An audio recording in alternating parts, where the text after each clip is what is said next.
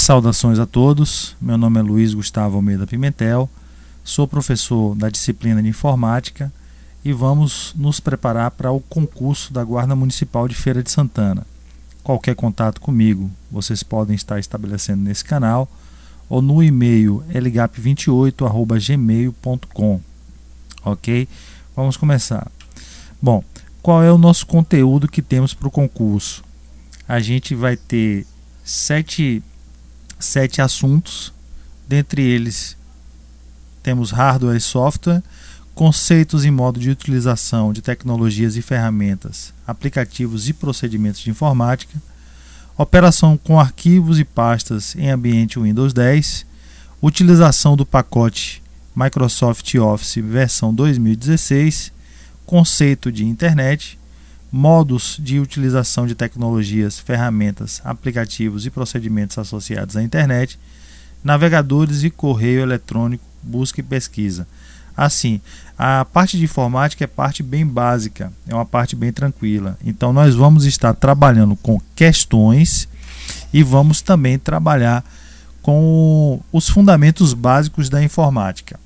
Aqui no concurso nós teremos 5 questões, cada uma valendo 2 pontos, que dará um total de 10 pontos na disciplina informática. Ou seja, informática será um fator que pode favorecer você no quesito de desempate, tá ok? Então é muito importante que a gente se saia bem nessa disciplina.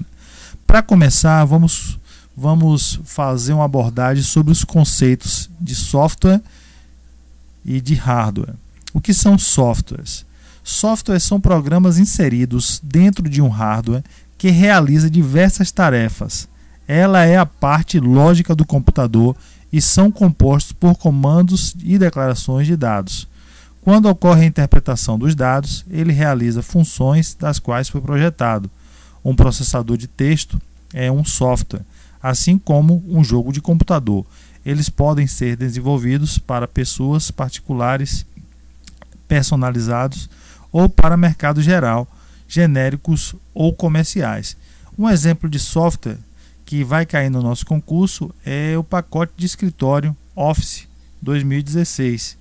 A gente tem o Word, que trabalha com texto, a gente tem o PowerPoint, que trabalha com slide, a gente tem o Excel, que trabalha com planilha. Então todos eles são softwares e esses softwares são muito importantes na confecção do trabalho em qualquer setor administrativo, em qualquer setor privado, porque faz parte da dinâmica de uma empresa, da dinâmica de uma autarquia pública. E o que seria hardware? Hardware seria a parte física do computador, a parte que você pode tocar, a parte que você pode interagir fisicamente. Se software é a parte pensante, é a parte lógica, o hardware é a parte física.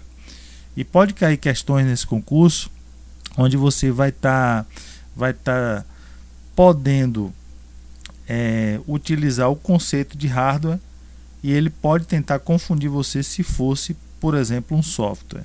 E o que seria hardware?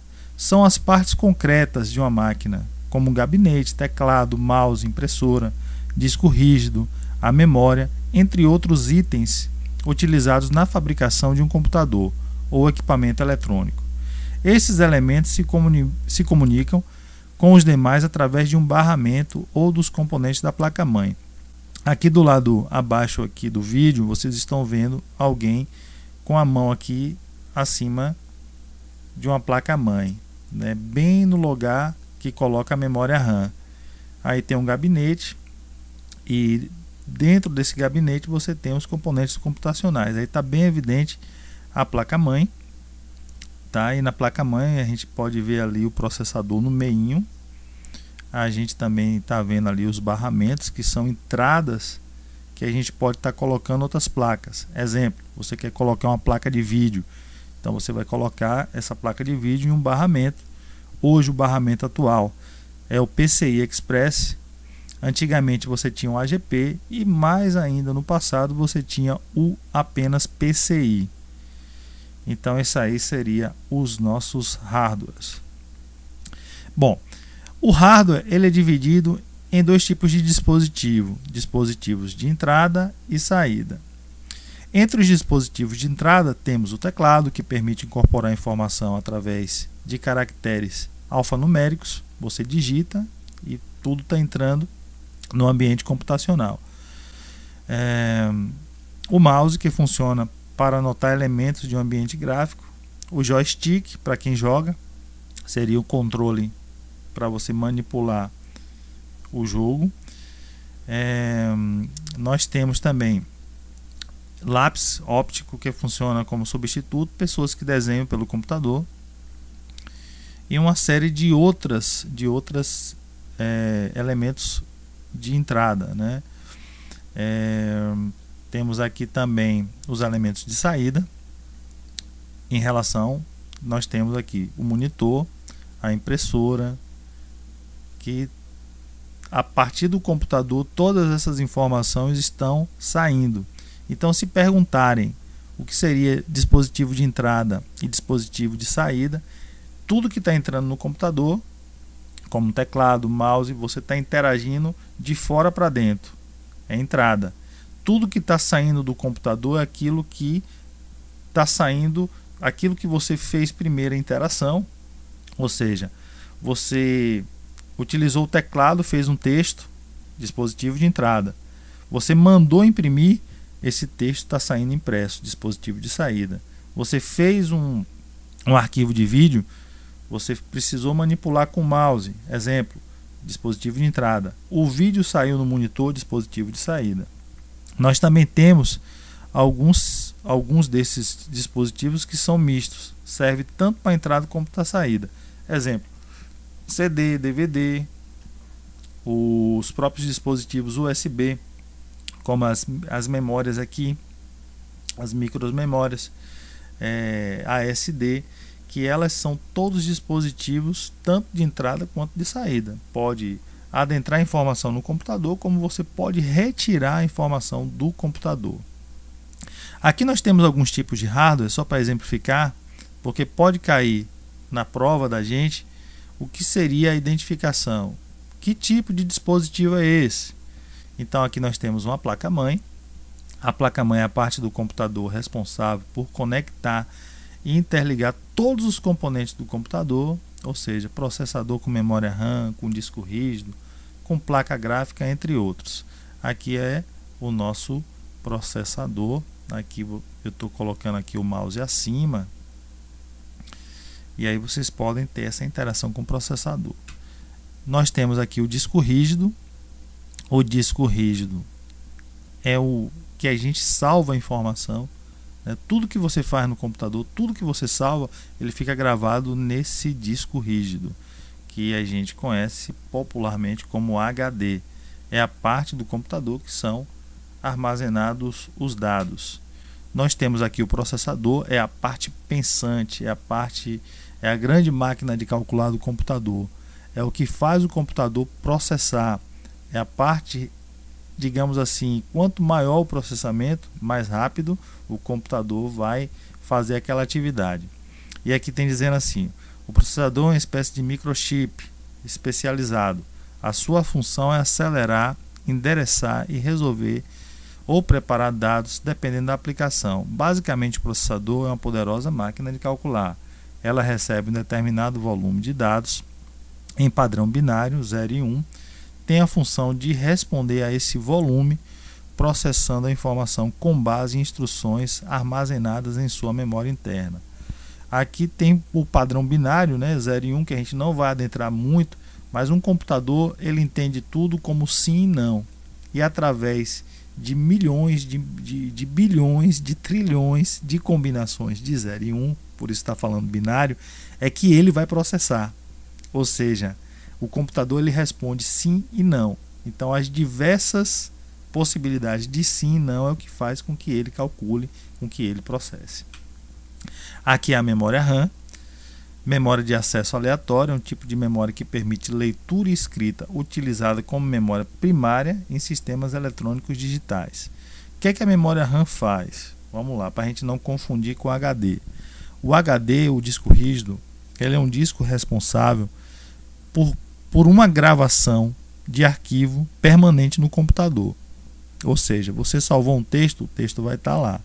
Você pode salvar um texto na memória RAM? Não. O que é que você pode fazer para a memória RAM? A memória RAM é uma memória primária.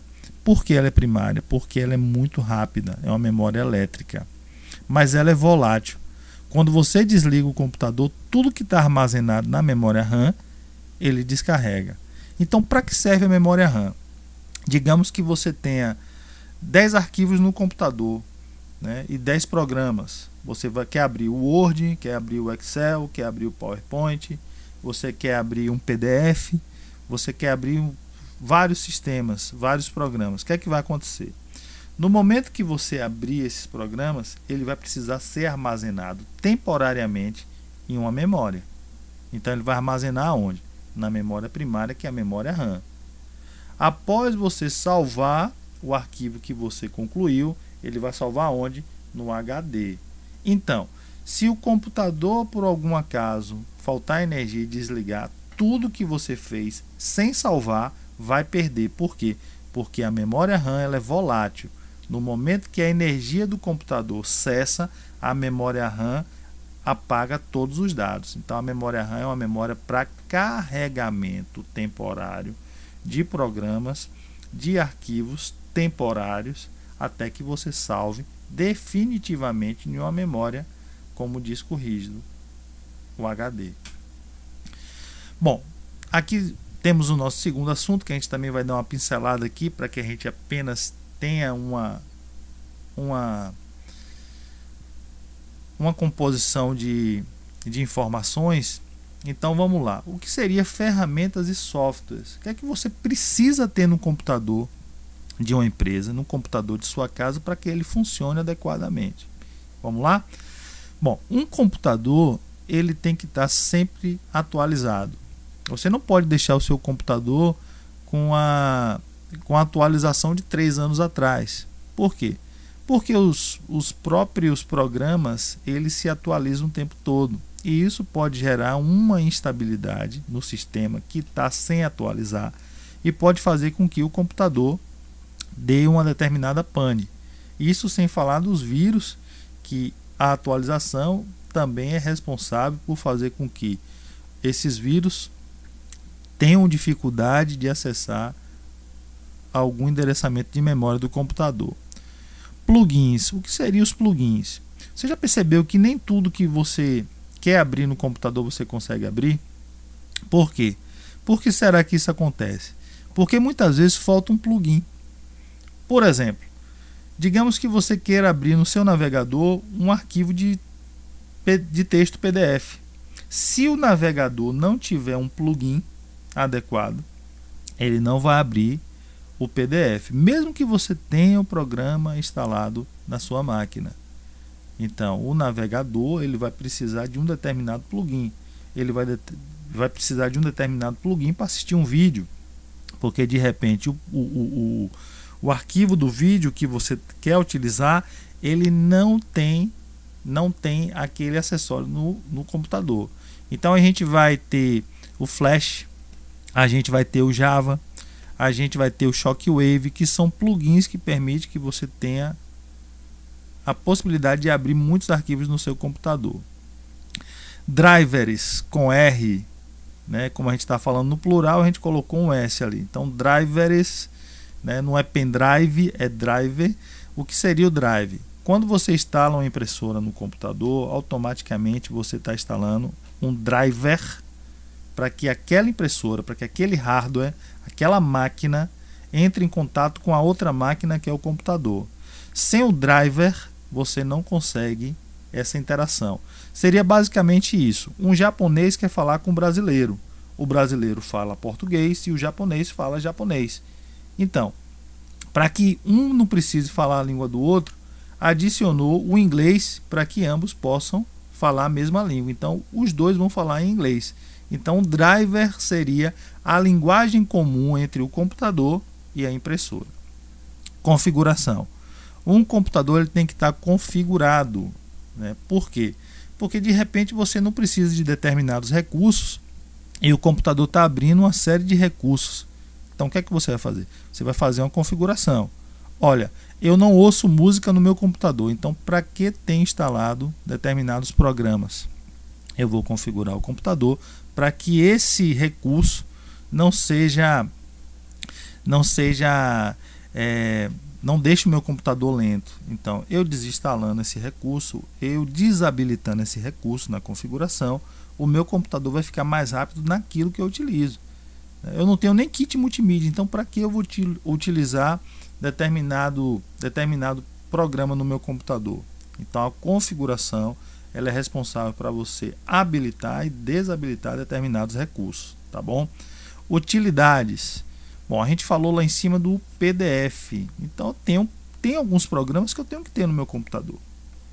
Eu tenho que ter um programa de PDF, que é um programa utilitário, eu vou abrir determinados arquivos. Eu tenho que ter um programa de leitura de planilha, mesmo que eu não tenha um Excel, eu tenho que ter. Eu tenho que ter um programa de texto, eu tenho que ter um navegador que a gente vai ver um pouco abaixo aí também desses itens. Então é importante que a gente tenha programas utilitários. Desses programas utilitários eu friso bem o PDF, né? Muita gente instala o Adobe Reader, tem o Fox Reader e tem vários programas para abrir esse arquivo PDF. Navegadores são os programas que você vai entrar na internet para abrir e-mail, para abrir um site como Globo.com, para abrir um site da empresa que você trabalha. Então os navegadores são muito importantes. Acima tem desinstaladores. Isso aí seria para o corpo de TI, por isso que eu coloquei de vermelho. E os desinstaladores seriam programas para desinstalar outros programas. Às vezes você instala um programa e esse programa é um programa malicioso, não é bem um programa, é um vírus. E aí para você desinstalar é meio complicado. Às vezes acontece que o nosso navegador ele fica com a página inicial que a gente não consegue tirar. Então a gente vai precisar de um programa para desinstalar e esse programa vai facilitar a nossa vida. Antivírus. Antivírus é muito importante. Por quê? Porque é ele que vai manter o nosso computador quase, não vou dizer 100%, imune à possibilidade de vírus. Mas um antivírus você tem que configurar ele certinho para que não deixe brecha, ou seja, um antivírus todo dia ele vai ter que fazer a verificação do computador. Os antivírus podem deixar o computador mais lento, mas isso é uma necessidade que a gente vai ter que ter por conta da sua utilidade. Tem os reprodutores de mídia. Os reprodutores de mídia são responsáveis também pela reprodução de algum tipo de arquivo de vídeo, algum tipo de arquivo de som. Temos a comunicação, que é muito importante. Muita gente hoje utiliza o espelhamento do celular no computador, utilizando o WhatsApp Web. Isso é importantíssimo. Tem o Skype, tem outras ferramentas que você faz a própria interação com as mídias. Recuperação de arquivos. Você pode recuperar arquivos no computador. Então você excluiu um arquivo acidentalmente, você pode recuperar com esses programas de recuperação de arquivo. Formatação de partições, às vezes uma partição do computador está ruim, seria um espaço reservado pelo sistema, e aí você vai com esse aplicativo formatar a partição e recuperar a partição. Ferramentas para backup, que é o salvamento das informações para que essas informações não se percam caso surja alguma pane no sistema ou algum vírus ou alguma outra coisa. E gravadores de mídia como DVD, gravador de CD, para que grave a informação e que essa informação não fique só no HD, tá? Hoje o pessoal utiliza muito HD externo e pendrives também. Vamos lá. A gente agora aqui vai para a primeira questão. E a primeira questão aqui, falando sobre software e hardware, mais especificamente hardware, aqui está dizendo assim: são exemplos de memória do computador, exceto, aí tem aqui as possibilidades. O que seria uma memória cache? O que seria cache? Cache é uma memória que tem no processador, responsável pelo processador acumular determinada informação e não ficar lento. né? Então assim, você está com dois arquivos manipulando no computador, uma planilha e você está manipulando um arquivo de texto. Então o processador, ele, para não fazer uma fila de espera, ele acumula uma dentro do processador e processa, e a outra também já está em ponto de bala para que seja processado. Então geralmente essa memória cache, ela fica no processador. Memória RAM. A memória RAM é uma memória responsável pela aquilo que a gente falou anteriormente, eu não vou repetir. A memória RAM é responsável pelo armazenamento temporário da informação. Então, quando você salvar, a informação vai para o disco rígido, que é o HD. USB, a gente vai falar, exceto o USB, aqui a gente já está vendo a resposta, que é o USB.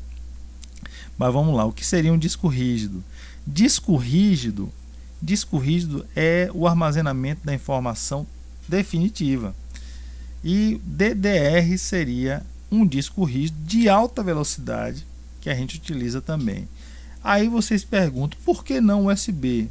O USB está aqui apenas para confundir a gente, com pendrive, né, com alguma coisa que a gente coloca no computador. Na verdade, o USB é apenas um dispositivo de entrada, né? O dispositivo USB é aquela entradinha que a gente coloca o computador, o pendrive que a gente coloca outros programas, uma impressora, a gente também vai colocar pela USB. Então a USB é apenas uma possibilidade do computador e de algum meio digital adentrar no computador, tá bom? Continuando as nossas questões, assinale a opção que indica que o componente de computador está representado na figura.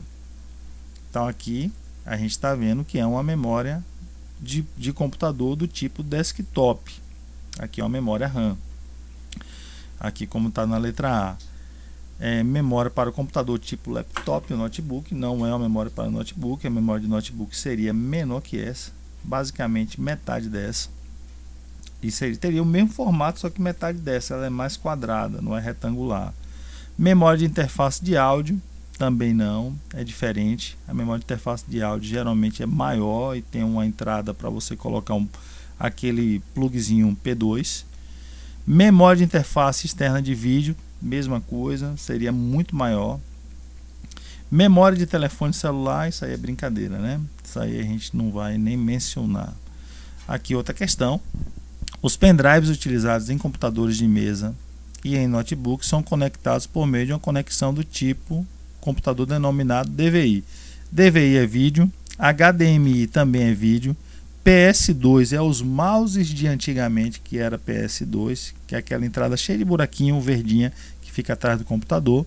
USB, que é a informação verdadeira, e VGA, que é a parte do computador, aquele cabo azul que a gente geralmente coloca entre o monitor e o computador, tá? Então, nesse momento a gente vai ficar com essas informações aqui e depois eu passo a parte 2 do vídeo para que a gente possa também ter algumas interações sobre o Windows 10, tá bom? Muito abraço, forte, que Jesus nos abençoe.